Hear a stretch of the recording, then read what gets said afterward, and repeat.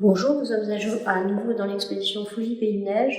Un des éléments évidemment structurants que l'on associe à l'estampe japonaise, c'est la présence des lignes noires qui sont produites donc par la planche de trait, une planche de bois gravée qui va servir en fait de maître pour poser ensuite les couleurs. Alors je vous montre ici une estampe de la période Meiji, donc une période qui marque l'ouverture du Japon au monde entre 1868 et 1912, donc le règne de l'empereur Meiji. Et cette période Meiji, elle est notamment marquée pour ce qui est de l'estampe par des changements assez forts.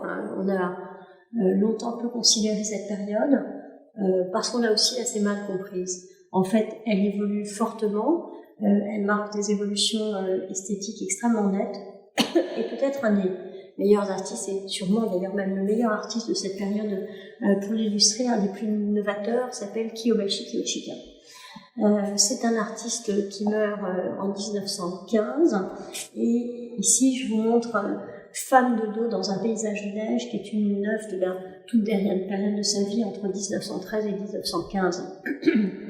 Ce qui est très intéressant, c'est qu'on est là à un moment où on voit que d'abord on a oublié la palette colorée que l'on a utilisée et que l'on a conquis en quelque sorte pendant toute l'histoire de l'estampe, et parce qu'on se confronte au thème de la neige, on arrive au contraire à une sorte d'extrême réduction bien sûr des moyens de l'estampe, une sorte d'extrême sévérité, de réduction dans la palette, une gamme chromatique de blanc, de gris, de noir. Et ce qui est très frappant, on a une petite touche de rouge ici et de bleu dans le bas du manteau du personnage, donc de cette femme de dos.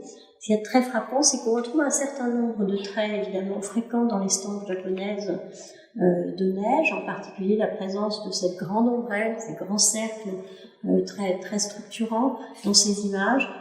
Mais il y a une chose qui a totalement disparu, c'est la ligne noire. On est dans une œuvre qui est beaucoup moins graphique, qui est beaucoup plus picturale, et de loin on pourrait prendre cette superbe estampe qui est d'une très grande maestria en fait pour une aquarelle.